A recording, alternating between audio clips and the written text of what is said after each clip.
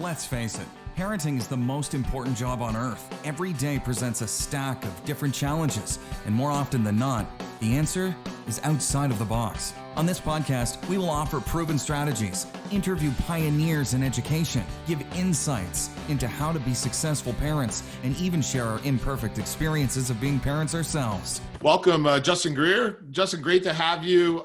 Tell us a little bit more about yourself and your business. Thanks so much for having me, Brian. So I originally got into the field of counseling and psychology as a child and adolescent behavior coach. I worked specifically with children with really challenging behaviors, usually aggression. As I moved through my bachelor's degree in behavioral science, I actually started to take on clinical roles, and I ran a teen substance use group for about a year. And that was really interesting work, but extremely challenging work as well. After that, the clinic I was working at actually started to take on adult clients as well. And so I started to work with adults, and I eventually got my master's in clinical counseling and mental health. And so now I am a clinical counselor. I'm a licensed counselor here in the state of Arizona, and also a nationally certified counselor. And I still do clinical work for teens and for adults. Most recently, I've been doing work actually through the Department of Child Safety and doing some family counseling to help actually keep families together in a reunification program. And so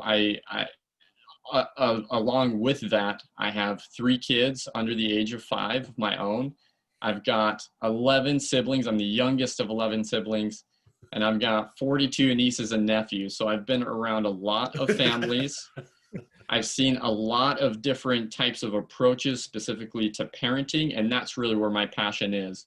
So now I also work as a parent coach for my brother's company actually called Greer Method Complete Coaching, where we offer a comprehensive coaching solution for individuals that are looking to improve their business, their fitness, their finances, their relationships, so that they can have kind of a one-stop shop depending on what their own goals are. Nice. Yeah, very cool. A lot of us, we've learned from our experiences, right? And just like you said, growing up in a family dynamic like that'll teach you a few things. Absolutely. Mostly what not to do. Right. So you were the one sitting back taking all the notes, right? And okay, this is what I'm gonna study. So yeah. Then, go ahead. As the youngest, I really did quite a bit of observation, and mostly that's because that's all that there was left to do. Because when I went to ask my parents for a pet or something, they said, no, we've been through that 11 times. Absolutely not. And so all I could really do is sit back and watch, see the mistakes that people make, but also see the really great decisions that they made. And then, of course, try to follow in those footsteps. Fascinating.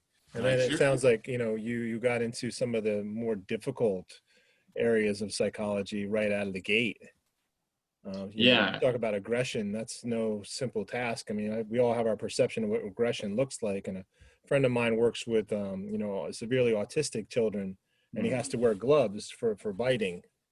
Is that the kind of aggression we're talking about, or is it, how does that look? Yeah, so in the behavior coaching that I did, it was never quite to that level. It was never quite that severe, but these were kids that sometimes were getting kicked out of school because of their aggressive behaviors, having a lot of challenges at home, sometimes even seriously hurting siblings or even parents at times. And so while we didn't see a lot of the biting, and it was a lot more of the emotion regulation. These kids just hadn't learned how to regulate their emotions, hadn't had the proper training. And so they brought us in to be able to help provide some of that training, but also to transfer those skills to the parents so that the parents now know what to do to help their children when they're having a hard time. So obviously there's a lot of different ways to study psychology and a lot of different methods and different developers of different strategies. When you say the Greer Method, that makes me think that you guys are following some kind of platform or some kind of approach. Can you give us a little idea about what that looks like? Yeah, absolutely. The Greer Method is something that my brother had discovered was very similar with all of his executive coaching clients, that they started talking about feeling overwhelmed, feeling like they've hit a plateau, or feeling like they're on a roller coaster. But there are some critical components to understand. You're raising your hand. Hey, can we get a discount? Hello. Well, and this is honestly, this is the power of this model, is because it resonates so well with people. But what we've discovered is that there are some actual critical components to be able to address overwhelm, to be able to get through plateaus, to be able to get off the roller coaster and make things a bit more consistent. And so it comes down to these 3 C's in the model: consistency, control, and correct. So consistency, of course, is having a process that we're going to use on a consistent basis. Being correct means we have the right tools and the right knowledge. And being controlled means that we're actually putting forth the right amount of intensity to be able to reach peak performance. If all of those 3 things are aligned, you will be at a stage of peak performance and be able to maintain without feeling overwhelmed, without hitting these plateaus, and without getting on and off the roller coaster all the time. So do you find that it's kind of sequential in the sense that sometimes they'll work with your brother, and then once that's kind of, they work on their personal stuff, because we always say, put your oxygen mask on first. 100%. Right? And do you find that once they can kind of settle themselves, that they can start kind of thinking of themselves as a parent and kind of changing that skill set? Yeah, and so we use that Greer method as a backdrop for everything that we do, and it really rests on the foundation of the core 4, which is vision, values, beliefs, and habits. And then we superimpose those really important principles onto the process of parenting, which is actually moving children from being completely dependent on the parents from when they're infants to being independent, being able to take care of themselves, being able to make good decisions, being able to problem solve really complex situations. And that process can feel like it takes a long time. It can feel like sometimes we're not making the progress that we want to make.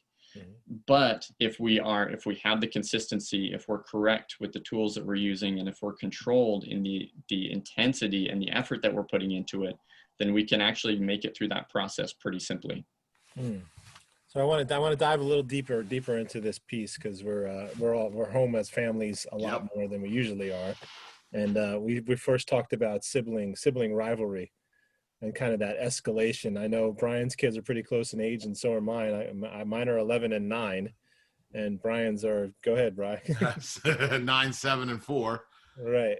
And I know you said they're all kind of grouped in the same, and I think there's a direct correlation to how old they are to the level of that level of that I wouldn't say aggression, but rivalry, right? Competition. Yeah. Well, and a lot of that has to do with kind of where they are developmentally. When the kids are closer together, they're oftentimes more likely to be in the same developmental stage as each other, which can create some obvious conflict. For example, if we have like the terrible 2s or the terrible 3s that people sometimes say now. But in that particular stage, kids are learning that they can be independent. So they want to do things on their own. But when you have an older sibling who's 4 or 5 years old that wants to help this child who really wants to just be doing things on their own, that's where a lot of the conflict can occur. And so the closer they are in age, to your point, there's going to be more conflict there. Yeah, independent play doesn't really work that well when the other one's tapping you on the shoulder every 5 minutes, wondering what you're going to do with them, right? Yeah, exactly. And that's the challenge for parents, is figuring out how do we make sure all of our kids' needs are met, especially when there's a wide range of ages. And it's funny because now we're, with the 9 and the 7-year-old, they're both boys, but seeing them close together, the 7-year-old is also looking towards the 9-year-old. Mm-hmm. Almost to, he's a little more easygoing. So he's a more of a follower when it comes to that. But the 2 of them, like similar things. So it almost, I look at it like it almost ramps up the rivalry. Like they're playing well together, they're doing what they want together, and then all of a sudden one doesn't agree with the other and it's over. Exactly. And things can escalate so quickly, especially between siblings, because there's already this heightened level of emotion. Mm-hmm. In your, I mean, and in your studies going back to, because you're, college isn't that far, that long ago, so to speak. No.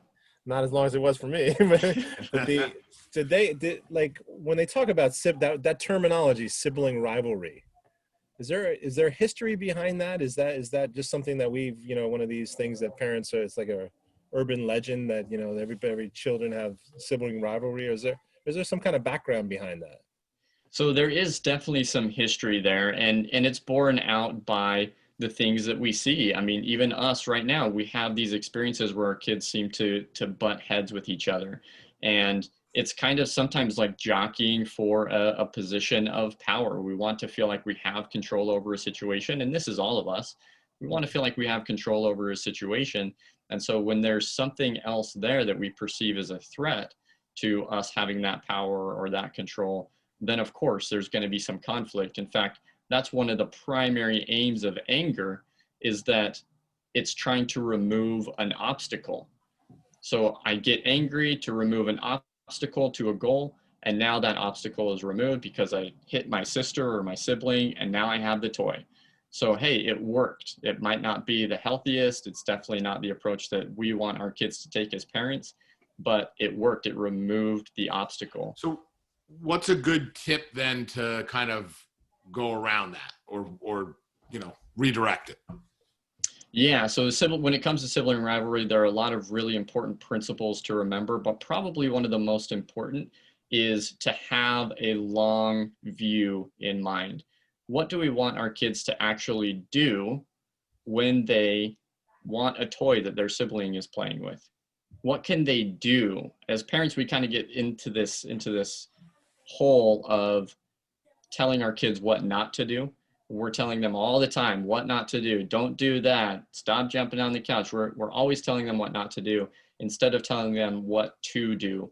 And if we can make even just that small shift in our language, that actually helps the kids know, oh, I do have power. I do have control in this situation.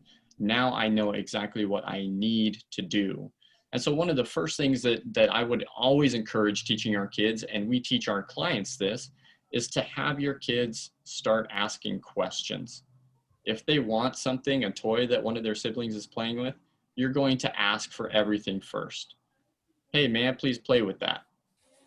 Just doing that alone can take a lot of the wind out of those emotional sales, because now I feel like I have control over the situation. I'm asking for this toy, and they might actually just give it to me.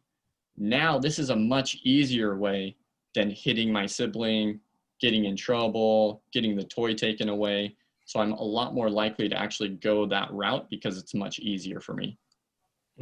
Well, and it's interesting that the last couple of our conversations have gone around the idea of language and the importance of language. And so kind of the world that I was trained in is that language is a vital part of the entire process, including, if you have a child with auditory processing issues, you have to kind of express things in a different way.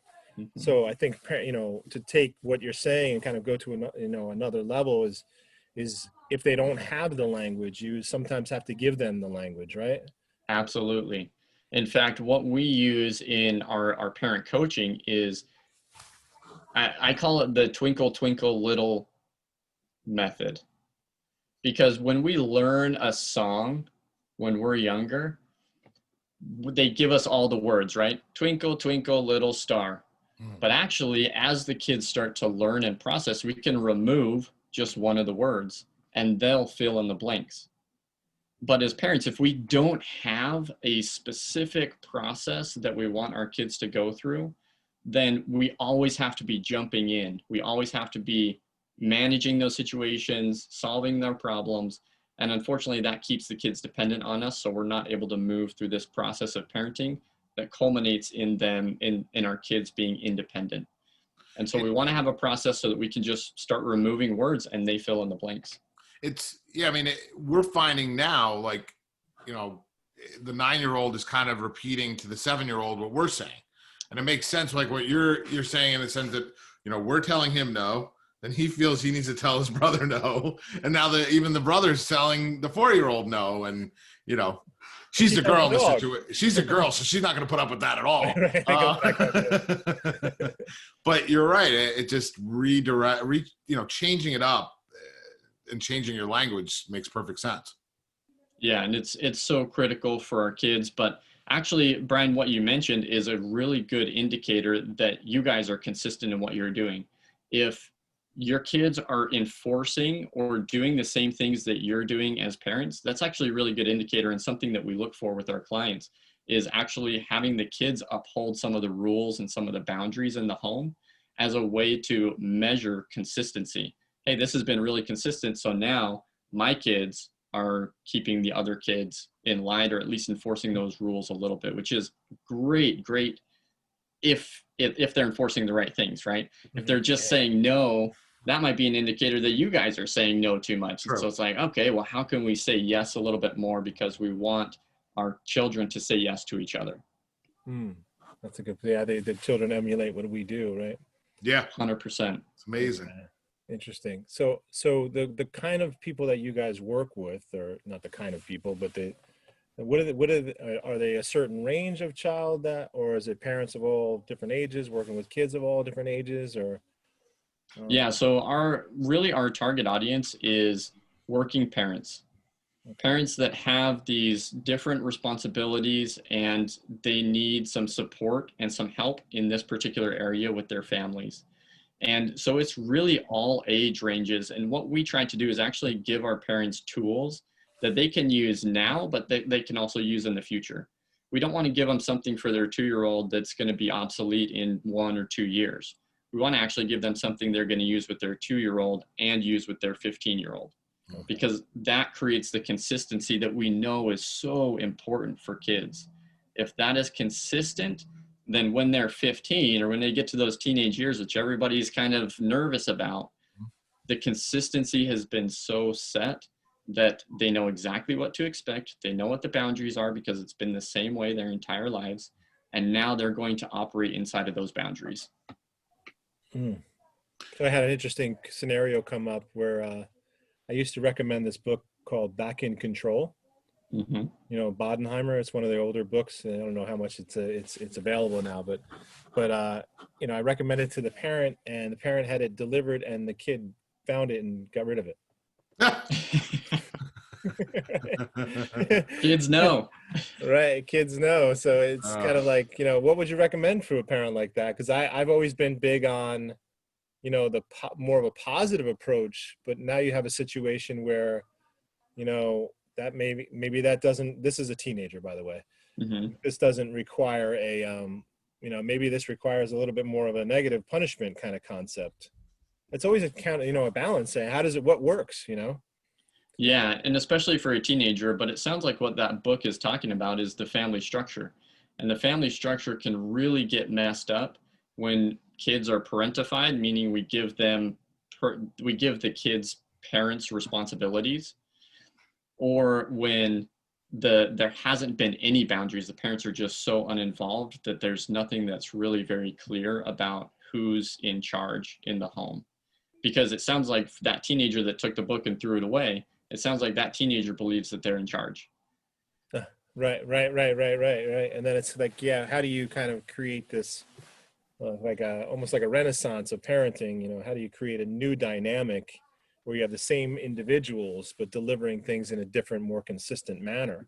That takes time. I think parents have to realize that it's not you don't flip a switch on and the kid's like, okay, I'm good now. It's going to take some time and some effort, right? Yeah, and that's the whole parenting process, is that it does take time, but parents also need to be aware that the work has to be done.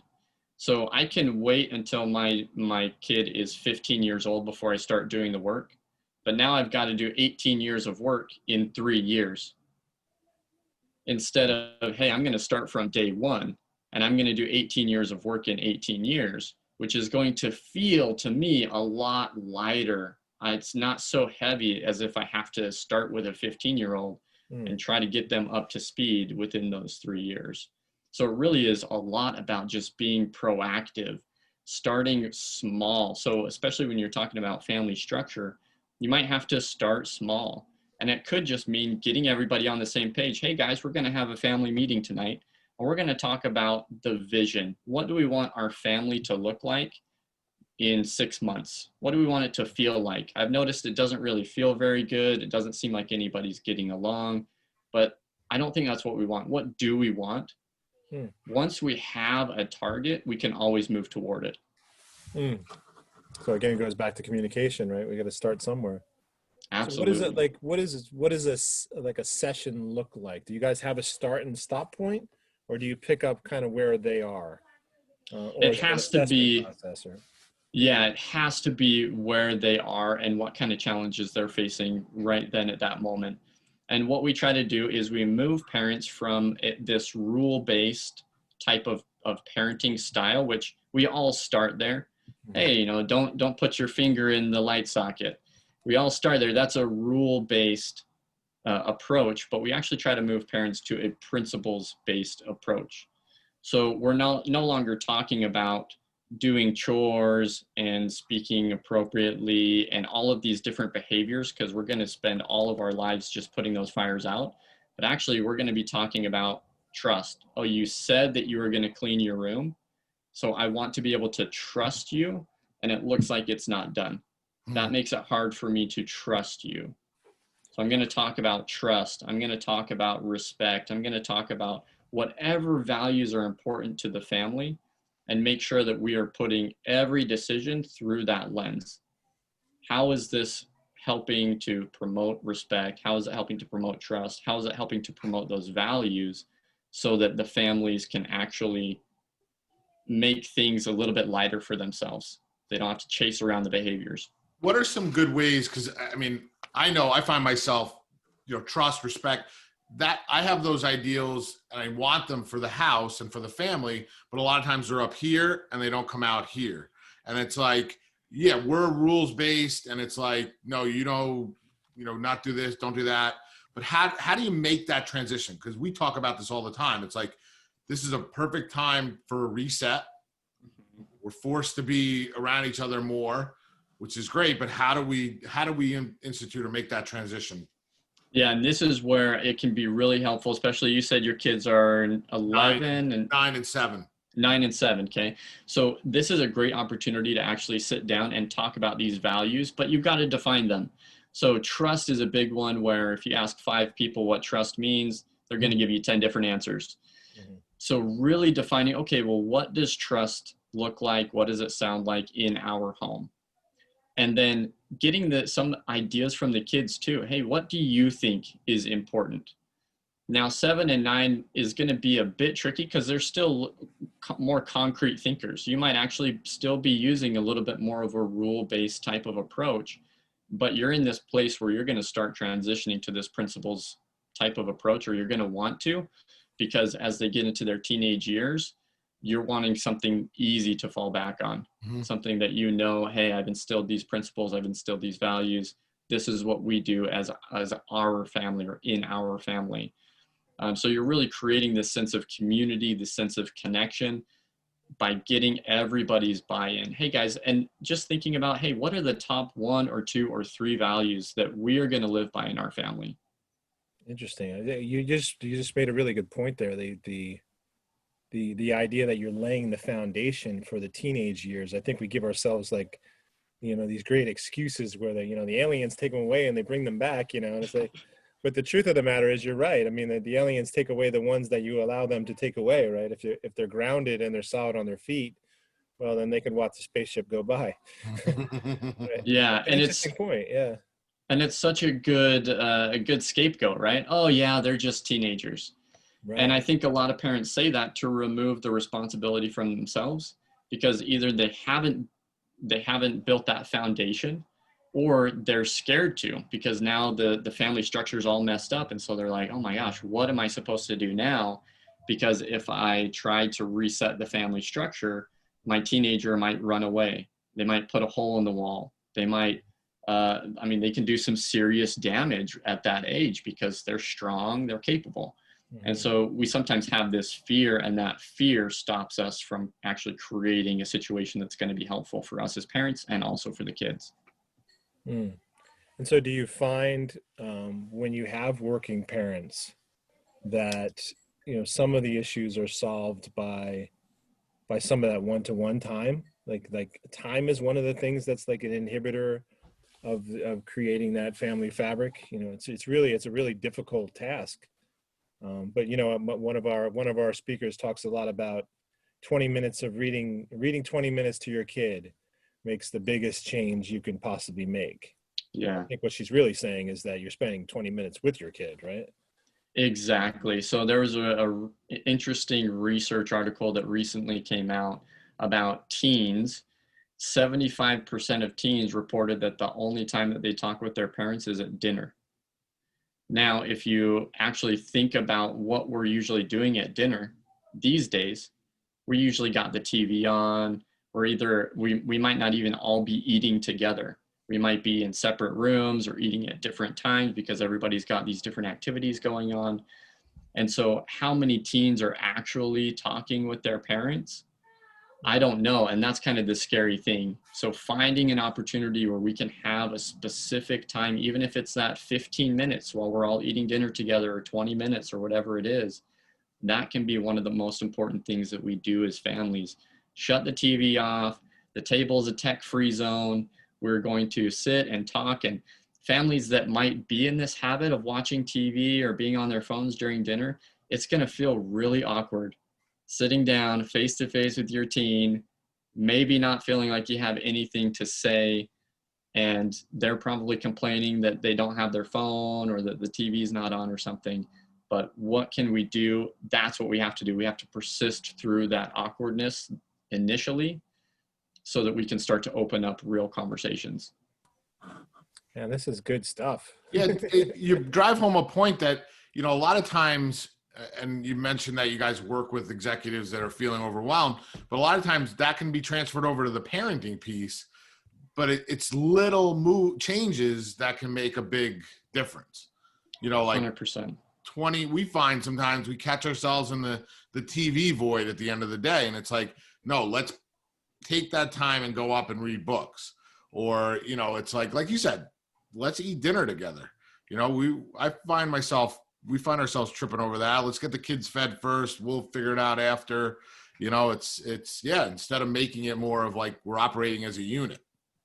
Yeah, absolutely. And that can actually help in lots of different areas. One thing that we try to do with our clients is actually help them kill multiple birds with one stone. So for example, this quality time piece, which is what we're talking about, you can easily integrate that into mealtime where everybody in the house is going to help with dinner. They're going to either help prepare dinner, set the table. We're all going to sit down and eat together, and then everybody's going to help clean up. Now you've got probably a good hour or maybe even more where you're actually spending quality time with the kids. You're working alongside them shoulder to shoulder. You're talking, you're having fun, hopefully most of the time. But you're also teaching them some really important skills that they're going to use well after they're out of the house. Well, to spin back to that sibling rivalry, really, aren't we saying that they're both the siblings that are, in confrontation are vying for your time? Yeah. Right. And attention, I should say. Attention more than time, but time leads to attention, right? Yep. It's kind of these two buckets that kids have that they're trying to get filled, and they need them filled on a daily basis. They have this power and control bucket, and then this attention bucket. So we can fill those for them in really healthy ways, or they'll try to fill it themselves, which means that they might act out because they know that gets 100% of your attention. Mm-hmm. If they hit their sibling, now all of your attention is on them. They don't care if it's positive or negative. They just want that bucket to be filled. Mm-hmm. And so a lot of what we talk about when it comes to sibling rivalry is being proactive in what we're doing. One of the easiest ways to start building a positive connection between siblings, is instead of having one of your kids be the bearer of bad news to the other kid. Hey, it's time to go. Dad said for me to come get you. It's time for us to leave the park. Or, hey, we have to. Dad said that you have to clean up the yard. We actually want to switch that dynamic and have our kids be the bearers of good news. So instead of me, maybe I surprised my kid with a candy bar. coming home from work. But instead of me doing that, I'm actually going to give the candy bar to their sibling and say, hey, why don't you go take this to your brother or your sister? So now you're actually starting to build a connection, a positive connection between our kids, things that you would have already done anyway, but now you're focused on helping them develop that relationship. Excellent. That's a great takeaway. Yeah. Bunch of great takeaways, Justin. So how do we find out more about what you're doing? Where are you? I know you're on LinkedIn. I found you there. Yeah, you can definitely find me on LinkedIn. You can email me at justin@greermethod.com and get connected with our parenting group. And we can send you information about that. Just shoot us an email. And we'd love to have these parents. They come in on a weekly basis. It's about a 50-minute call where we actually do live coaching, talk about your particular challenges. We talk about some things that are pertinent to parenting specifically, and then we help you overcome those challenges with some of these tools. And it goes back to that model. We want to make sure the parents are correct. We want to make sure it's things that they can be consistent with. And we want to make sure that it's the right intensity and effort to solve some of these challenges. Awesome. Great stuff. Yeah. No, thank you. We'll include all that in the show notes. Okay. We really appreciate you. You gave us a lot of takeaways, stuff that I'm going to implement. I don't know about you, Darren. I got 6 candy bars I'm going to hand to my daughter like right now. Take these upstairs. Cool. Great stuff. All right, Justin, thanks so much, you Justin, guys. thanks for having us. Thanks for being with us. Thanks so much for listening to this episode of the Sound Foundations for Parenting podcast with your hosts, Darren and Brian. Find them on social media at Sound Foundations for Parenting. And if you enjoyed today's episode, please leave a review and subscribe. And we'll catch you next time on the Sound Foundations for Parenting podcast.